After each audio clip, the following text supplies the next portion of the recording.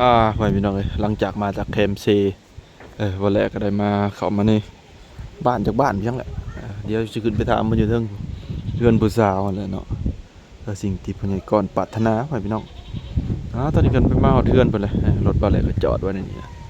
เดี๋ยววันแรกจะขึ้นไปถามเพิ่นแล้วว่าสิถ่ายคลิปได้บ่ยังประมาณนี้แหละถ้าว่าถ่ายบ่ได้บ่แลก็สิบ่ได้ถ่ายได้พ่อพี่น้อง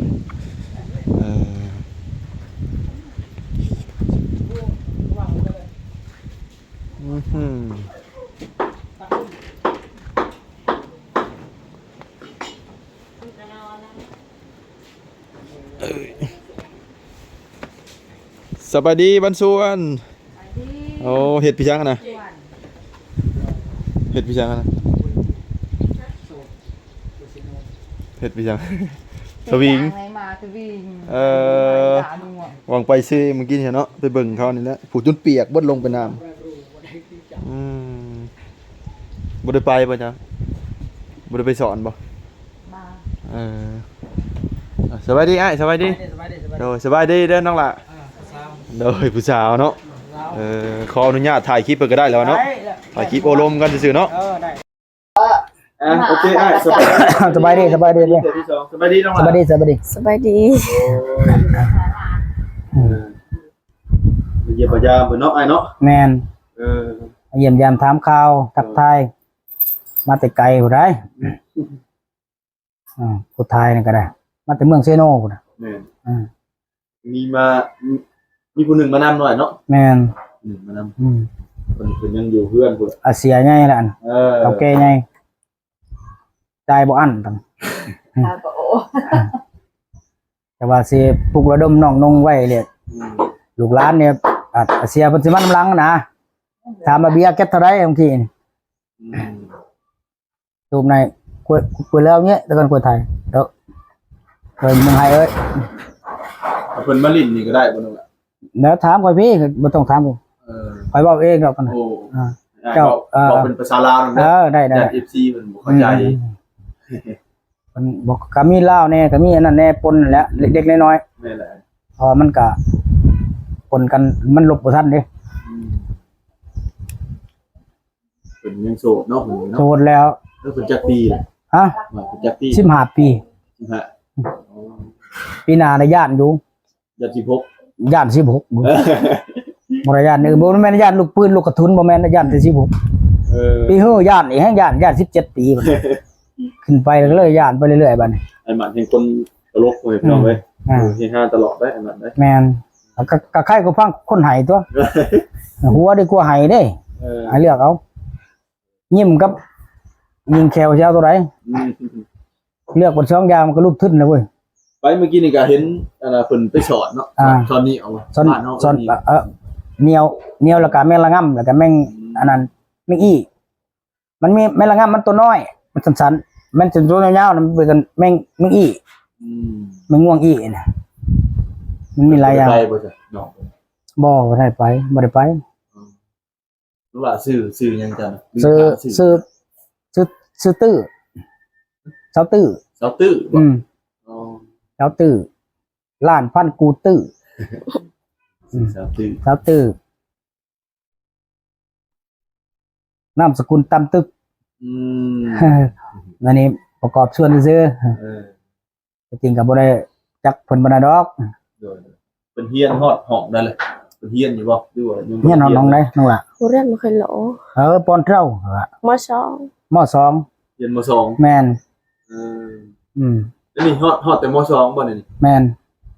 บ่เคยเรียนอยู่จุดซุ่มเรียนจุดซุ่มเป็นในฮอดม.เลยฮอดม.2เลยออกบ่บ่อยากเรียนบ่เลยจังได๋บ่มีเงินขึ้นบ่มีงอนเนาะมื้อนี้เขาก็บ่ย่างแล้วก็ว่านแล้วส่วนหลายเขาเฮ็ดเฮ็ดเวียกเนาะแม่นมันนักเฮ็ดเวียกนะเป็นหลักอยู่หากินเฮ็ดเวียกเฮ็ดงานเลี้ยงชีพครอบครัวมันต้นมันยังแม่นเขาเป็นคนดุมันทั้ง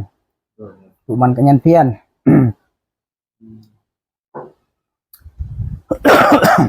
ได้เขาเรื่องแล้วบ่เขาเรื่องคนใหญ่แล้วบ่ถามไปเลยก่อนดูบันไดหลักถามก็ต้องว่าภาษาลาวเทิงจังน้อยบทนึงเนาะเพราะว่ามันคันว่าภาษาลาวกับมันบ่มีน้ำหนักนะก็มีอยู่แต่ว่า เขาเป็นคนชนเผ่าก็ต้องว่าภาษาชนเผ่าเนาะแล้วก็ใครได้เช่เพิ่งพาใช่ไหมครับใส่หน่อยบุยไรครับหน่อยบุยแต่nay ngoài bia đùng mấy nay không Dạ buồn đi đâu đó. hi cái nã mà lại có đùng hi là vậy nếu mình plong cái chú tiêu lơ nhiều ok ไปนะก็ไปส่งกันแต่ก็ร้านติ้วไปส่งกันนะมันก็จะก็ไม่เป็ดยาวใหม่นะเฮิม Nhiều nó khóc ta bưแต่ไง ตะบื้อเลยหลักไปแต่มาไหนแต่ไปดอกเฮิม อืม มาไหนเรื่องเบียร์กับขนมขนังกับสุดมือเฮิม มันละหมาดก็โจ๊ก เลือกมาจบ น้ำมันน้ำมันทะเลเปรี้ยเนี่ยเปาะพวกน้ำมัน เลยกระปูกันละ กันนั่นแหละขานังฮะขนมขนังกับมีเป็นว่านะ ตามธรรมเนียมเพราะว่าทุกๆเจนเมืองนอกเนี่ยครับเป็นส่วนเผ่าเขาจะต้องมีให้ขนังคือน้ำใจนะความหมายนะก็บ่แม่นนั่งซุมือสุวรรณดอกบ่แม่นอันนี้ก็คือคันว่าอย่างหนึงก็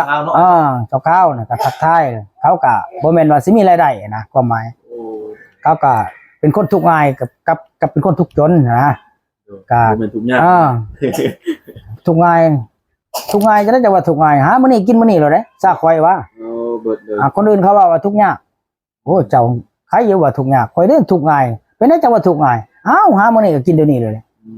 นั่นได้ก็มันแล้วว่าแม่นอันนี้จะแล้วเราหับมองแล้วได้แล้วว่ะได้แต่ก็กินอยู่นี้แล้วว่ะเราสิไปนำหมู่เราอีก อยู่เพื่อนนี่บ่ เราสิไปนำหมู่เราอีกผู้นึงหรือ2คน ประมาณจะคนถามเพิ่นหน่อยประมาณจะคนก็สิมาตะแลง ประมาณ2 3กับผู้นี้แล้วตะแลงเขาได้มาอีกเหมือนบ่ เฮาถ่ายอยู่นี่เด้เราต้องถ่ายอยู่นี้ โอ้ถ่านนี่เลย เพราะว่ามันจังน้อยเพิ่นมาแต่ว่าตอนนี้ก็เริ่มจากหิวเขานี่จังน้อยสิได้ขอเพิ่นกินเท่านี้แหละ เพราะว่าเพิ่นสิมาก็โทรหาเพิ่นเลยแหละ บ่จังน้อยก่อนหมู่เพิ่นบ่ทันมาถึงหัวที่สวน ประมาณ4 โมง 4 โมงพุ่น ยันว่าขมู่เพิ่นสิมาอีแล้วให้เพิ่นมาแล้วก็ให้ชื่อนั่นชื่อนี่เฮ็ดอยู่เฮ็ดกินแล้วแหละ เอาบ่สิเนาะประมาณตัวนี้เนาะ แม่นแหละขมู่เพิ่นสิมาแท้เลย แบบน้อยๆเจอะเลยบ่สมุดยาวมา Tê đã ngắt vô bị เด้ก็เตี้ยๆแล้วถอยลงไปสมุดไปโน้ตบ่อนดกก่อนไปเนาะปะตะเทปะเหยื่อห้ำ chàng đã đúc Tê đã อมอนเรากับขโมยอมอนเรากับเตือบๆกันเลยครับ Tê bảo tụi thề อมอนเราthôiเรื่องอมอนก็อมอนเราก็กะให้จ่าตะสัตว์ดงเรื่องกวยไทยแล้วดงวินปอ Nang lòi นางลอยเลย Nang lòi tao đúc นางลอยไว้บาร์นะก็แปะก็ไปนะบาร์นะไปลงไหมนะเนี่ยจานไหนเพิ่นไหน เฮ้ยจะคนอยู่ในเนาะจะบอก น้องเพิ่นนี่เอื้อยพอเพิ่นก็ยังเป็นวัยรุ่นอยู่ได้ โดย วัยรุ่นบ่ได้แล้วลูกสาวก็ใหญ่แล้ว โดย มันงามได้เนี่ยพอ คุณน้องไม่จ้ะ คุณน้องยังบ่ทันได้เห็นจักไปทางไหนจักรีแหละ ออกมาให้เบิ่งดู Tao ơi รอบมัน สิได้ตัวนั้นพอใหญ่เพิ่นว่าเพิ่นมีค่านั่งให้อีกเด้แม่นบ่ โอ้พระช่วยไว้ Rồi bỏ ยาวฮีเตอะ Biết โทรเรามาแล้วเนาะ แม่นแล้วโทรมาแล้วเผื่อซื้อนั่นซื้อนี่เนี่ยเฮ็ดอยู่พวกกินแล้ว โลราเลย 1 โมงก็ได้เลย3 ชั่วโมงก็ครับ ในบุกมา รอฮัลโหลมาได้บ่มีรถมาอยู่บ่ในบ้านเพิ่นมาส่งได้บ่อยู่ตั้งอะไรนำโอเคโอเคแล้วนะตกลงแล้วกินข้าวก็เด้อกินบ่ ทางนี้ยังบ่ทันได้กินข้าวเลยหิวข้าว Đô rồi มาแต่หาไปยังบ่คันว่างแล้วมาตัวนี้แล้วนะ โยอันมาตอนนี้รถบ่ กินข้าวก่อนกินข้าวแล้วก็มาเลยได้มาพี่เด้อ กินข้าวเลยกินไปดอก เออ เดี๋ยวเด้อ เอา รักกินไป ไก่เนาะเองนะ อยู่ไสน่ะ หนาวเล กูได้ ย เลือดเลยแล้วนะ กอยเนอะเตะ บ้านตะลุงบ่หรือบ้านไหน เตะ บ้านเนาอยู่ในแล้วบ้านโดนแล้ว บ้านปอน่ะเพื่อนห้องในบ้านบ่ หมอเพื่อนนั่นโบกูไปน้ำหาไว้นั่นเลยเพื่อนไปก่อนยังไงกูขายเครื่องเลยนะขายอัน เพื่อนพอวอนนั่นแหละ เอากินข้าวกินข้าวก่อนเอา กินข้าวกันเด้อ โอเค ไปไหนก็กำลังมาตำลังกูบ่าวพระเอกรอเฮากำลังมาตำลังหน่อยเนาะซ้ำนี่ก่อนเดี๋ยวเพิ่นมาก็จังสิ ตับ